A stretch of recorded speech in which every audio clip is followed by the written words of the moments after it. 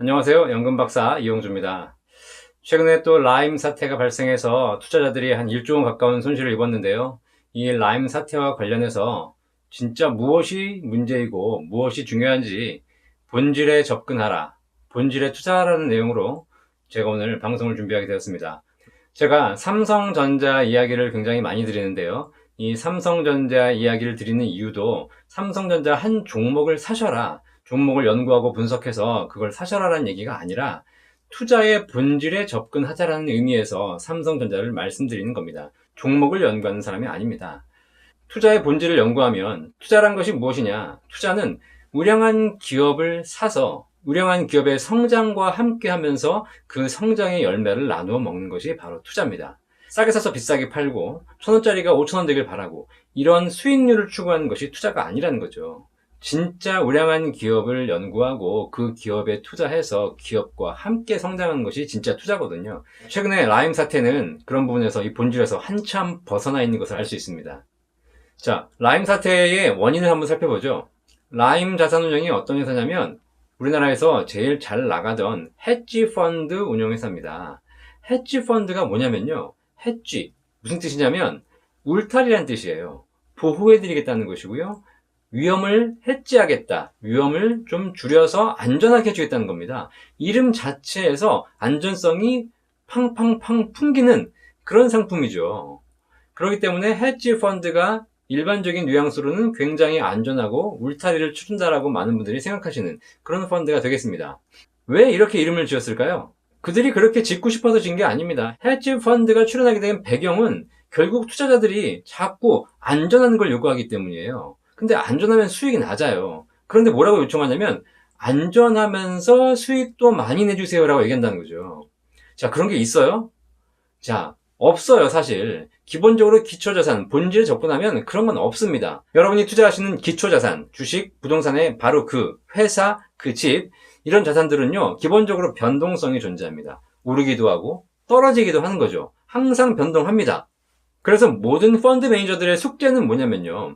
어떻게 하면 위험을 줄이고 어떻게 하면 수익을 높일까가 숙제예요.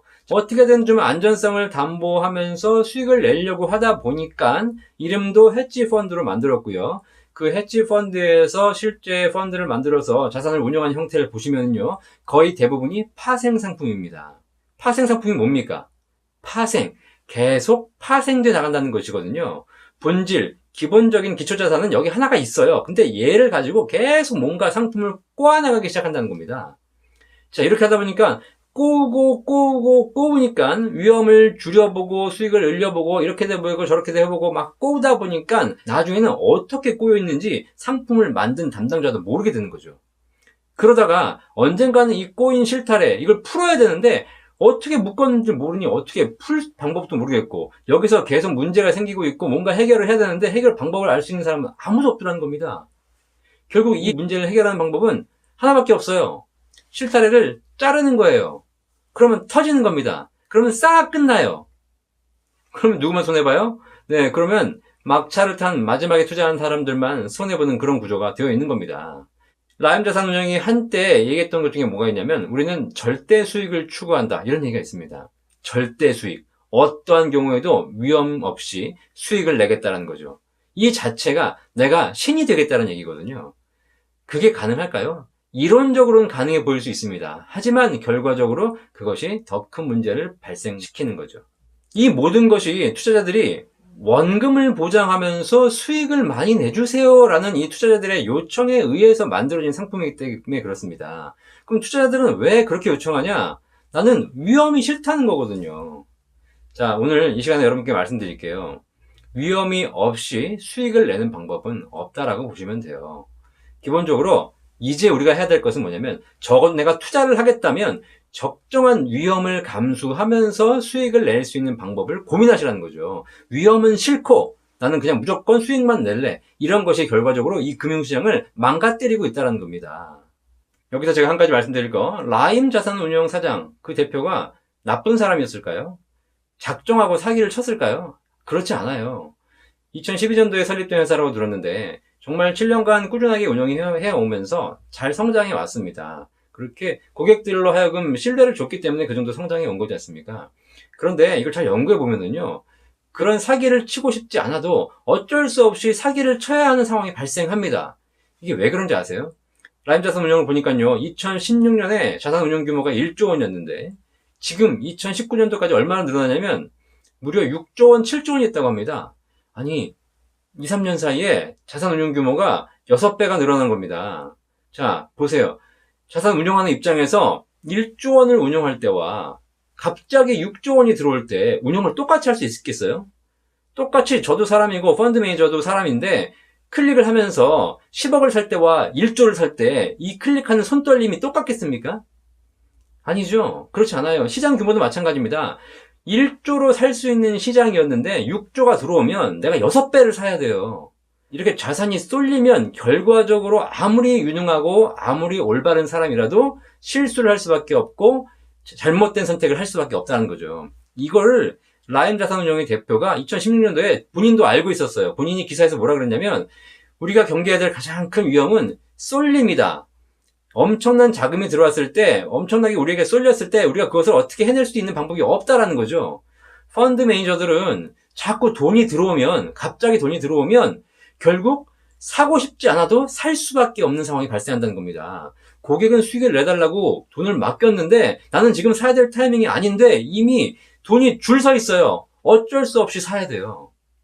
이렇게 되면 잘못된 판단과 잘못된 선택을 하게 되는 것이고 그것이 결과적으로 더 큰 손실의 원인이 되어간다는 거죠. 자, 이제 라임 사태로 적지 않은 투자자들이 손실을 보았습니다. 더 큰 문제는 뭐냐면 손실을 본 투자자분들 이제 어떤 마음일까요? 아, 내가 평생 투자 안 하다가 수익 좋다 그래서 한번 했는데 이것이 결과적으로 내 재산의 절반 이상이 날아갔어요. 아, 결국 내가 잘못된 선택을 했구나. 다시 은행으로 돌아가야지. 안전한 게 최고야. 더더욱 동굴 속으로 들어가시게 된다는 거죠. 자, 여기서 제대로 된 판단하셔야 됩니다. 한 번 실수, 한 번 실패, 뭐 어쩔 수 없습니다. 하지만 똑같은 실수를 반복하지 않으려면 문제의 본질, 문제의 원인을 정확하게 파악하셔야 돼요. 문제의 본질은 피해자들이 투자에서 실패한 것이 아닙니다. 파생 상품에 투자했기 때문이에요. 위험이 싫었고 그 위험을 줄이기 위해서 어떻게든 위험은 없이 수익을 내달라고 했고 그것이 결과적으로 엄청나게 꼬아져 있는 파생 상품을 만들게 되었고 그것이 문제가 생긴 겁니다. 투자에 실패했다고 해가지고 투자는 나쁜 거야, 그냥 은행이 안전한 게 좋은 거야 라고 돌아가신다는 것은 운동하다 다쳤다고 해가지고 운동은 싫어, 운동은 나쁜 거야 라고 해서 다시는 운동 안 하겠다는 것과 똑같아요. 운동이 나쁜 게 아니에요. 운동을 제대로 하지 못했기 때문에 위험한 거죠. 투자가 나쁜 게 아닙니다. 투자를 제대로 하지 않았기 때문에 더 큰 위험이 발생하신다는 겁니다. 기초자산으로 돌아오세요. 기초자산에는 변동성이 있고 위험이 존재합니다. 하지만 그것이 죽을 만한 위험이 아니에요. 삼성전자라는 우량 주식을 사면 떨어질 때 5%, 10%, 15% 떨어질 수 있습니다. 하지만 그 정도는 충분히 감수할 수 있다면 나는 더 큰 수익을 기대할 수 있다는 거죠. 그게 기초자산이에요. 파생 상품으로 갈수록 단기적으로는 안전해 보이지만 점점 더 큰 위험이 생기게 된다는 겁니다. 투자의 본질에 접근하세요. 투자의 본질은 기초자산을 사는 겁니다. 그것이 우리나라의 투자 문화를 더더욱 정상적으로 만들어 간다는 거죠. 여러분들이 원금 보장 이런 얘기를 하면 할수록 결국은 펀드 매니저들, 금융 전문가들은요, 점점 상품을 이상하게 만들 수밖에 없고요. 그 이상한 상품이 우리 사회에 널려 있게 되는 순간 우리가 부담해야 될 거는 수수료밖에 없고요. 결과적으로 수수료는 다 내놓고 내 재산을 다 날리게 되는 상황이 발생한다는 겁니다. 특히 이 방송을 보시는 분들 중에서 연세가 많으신 분들이 많이 계실 겁니다. 더더욱 주의하십시오. 연세가 많다는 얘기는 판단력이 젊을 때에 비해서 흐려진다는 얘기입니다. 그러면 내가 뭘 판단하려고 해도 굉장히 힘들고 그러다 보니까 결정하지 못하고 망설이시는 경우가 많이 있어요. 그러다 보니까 그냥 안전한 것만 추구하시다가 이런 투자를 그냥 어떻게 하시냐? 지인, 친구, 좀 친한 사람, 가족 이런 사람의 권유에 의해서 하시게 된다는 거죠. 진짜 전문가를 통해서 제대로 이야기 듣고 이 상품의 장단점을 얘기를 듣고 하는 것이 아니라 그런 것들은 들어도 잘 들리지 않는 거예요. 판단 못 하겠어요. 그런데 보니까 아는 사람, 친구, 친척, 가까운 사람이 와서 이런 게 좋다라고 얘기하게 되면 그 사람 믿고 그냥 들어가시는 거예요. 그래서 어르신들 사이에서 발생하는 사기, 금융사기의 70% 이상이 전부 가까운 사이에서 발생한다는 겁니다. 아시겠습니까? 정말 투자를 하시겠다면 투자의 본질을 무엇인지 파악하시고 본질에 접근하세요. 세상이 순리에 따르면, 기본으로 돌아오면 세상은 아무 문제 없이 돌아갑니다. 하지만 순리와 기본을 벗어나는 순간부터 세상은 더 큰 위험에 빠지게 되어 있다는 거죠. 우리나라에서 투자의 본질에 접근한다, 기초자산을 산다라고 하시게 되면 우리나라에 투자할 만한 기초자산, 정말 우량자산이 삼성전자라는 생각에 제가 삼성전자를 장기 투자라고 말씀드리는 거라는 거 꼭 명심하시기 바라겠습니다. 앞으로도 이 라임 사태 같은 것이 이제 시작입니다. 더 많은 사기 사건들이 벌어질 것입니다. 왜 그래요? 그들이 문제이기도 하겠지만 더 큰 문제는 뭐예요? 투자하는 우리들이 너무 원금에 집착한 나머지 투자의 본질을 외면한 채 자꾸 이상한 상품을 요구하기 때문입니다.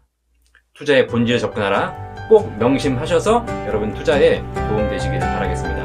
감사합니다.